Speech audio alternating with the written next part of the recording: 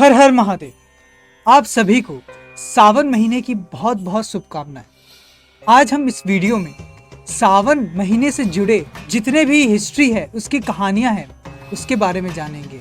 क्यों हम सावन महीना मनाते हैं, क्यों कांवड़ यात्रा निकलती है, इन सब के बारे में हम आज इस वीडियो में जानेंगे। सावन का महीना शिव जी का बहुत प्रिय है और इसका रीजन हमारे ग्रंथों में ही है। राजा दक्ष के यज्ञ में आत्मदाह करने के बाद माता सती का दूसरा जन्म पार्वती माता के रूप में होता है और इस जन्म में पार्वती माँ बहुत ज़्यादा कठोर तप करती हैं शिव जी को प्राप्त करने के। इसके बाद जैसा कि हमने हमारी इस वीडियो में बता रखा है कि कैसे माता पार्वती ने तप किया और शिव जी को प्राप्त किया। तो माता पार्वती के तप करने के बाद शिव जी से माता पार्वती का विवाह होता है और ये विवाह सावन के ही महीने में होता है। इसलिए शिव जी को यह सावन का महीना बहुत प्रिय है और यह भी कहा जाता है कि इसी सावन के महीने में भगवान शिव हमारे पृथ्वी लोक पर अपने ससुराल आए थे और उनका स्वागत अधर्य किया गया था और इसके साथ साथ उनका जलाभिषेक किया गया था। देव और दैत्यों ने मिलकर समुद्र मंथन किया और समुद्र मंथन से सबसे पहले विष निकला।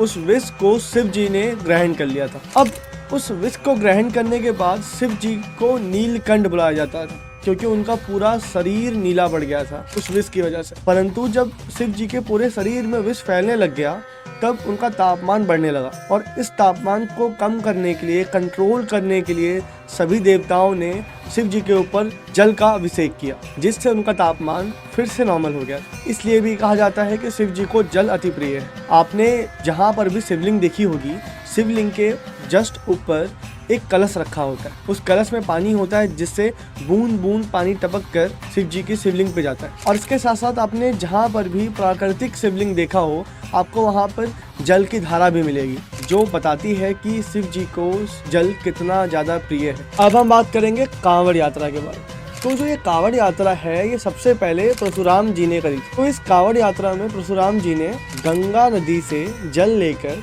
शिवलिंग को अर्पित किया। तब से ये एक ऐसा ट्रेडिशन बन गया जो हमारे हिंदू धर्म में मनाया जाता है। ये पूरी कांवड़ यात्रा नंगे पैर करी जाती है। इस पूरी कांवड़ यात्रा में कांवड़िया ये बात का ध्यान रखते हैं कि जो उनके हाथ में जल है वो जल कभी भी जमीन पे ना लगे और ना ही उस जल के अंदर धूल मिट्टी जाए, क्योंकि वो गंगा जल है। और उस गंगा जल को वो लोग गंगा नदी से लेकर अपने होम टाउन लेके जाते हैं, जहाँ पर वो अपने होम टाउन के अंदर मंदिर हैं, वहाँ पे शिवलिंग के ऊपर वो जल चढ़ता है और तब जाके उनकी एक कांवड़ यात्रा संपन्न होती है। इस पूरे सावन के महीने में कांवड़िया और हमारे हिंदू धर्म के हर एक इंसान नॉनवेज कभी छूते भी नहीं है, क्योंकि सावन का महीना होता है। इस कांवड़ यात्रा में सिर्फ पुरुष नहीं, महिलाएं भी भाग लेती हैं। हर साल करीब 4 से 4.5 करोड़ के आसपास कांवड़िया गंगा नदी में जाते हैं और डुबकी लगाने के बाद जल लेते हैं और जल लेने के बाद वापस अपने होम टाउन आते हैं, जिसमें महिला और पुरुष दोनों होते हैं। कांवड़ यात्रा के 4 बहुत ही मेन रूट्स हैं जो पूरे हिंदुस्तान में फेमस है, जहाँ पर मेजॉरिटी ऑफ कांवड़िया जाते हैं। पहला है हरिद्वार, दूसरा है गौमुख, तीसरा है गंगोत्री और चौथा है सुल्तानगंज से देवघर। और इन चारों में से सबसे ज़्यादा पॉपुलर जो स्थल है वो है हरिद्वार, जहाँ पर कांवड़िया जाते हैं और वहाँ से नीलकंठ मंदिर का रास्ता तय करते हैं। तो यह थी सावन से रिलेटेड स्टोरीज और हम सावन क्यों मनाते हैं और कांवड़ यात्रा क्यों निकलती है। अगर आपको हमारी वीडियो इन्फॉर्मेटिव लगी, अच्छी लगी और आप हमें सपोर्ट करना चाहते हैं तो इस वीडियो को लाइक करें और हमारे स्पिरिचुअल टॉक्स को सब्सक्राइब करें और साथ ही साथ में इंस्टाग्राम पे हमारे चैनल भगवत गीता ज्ञान को फॉलो करें। हर हर महादेव।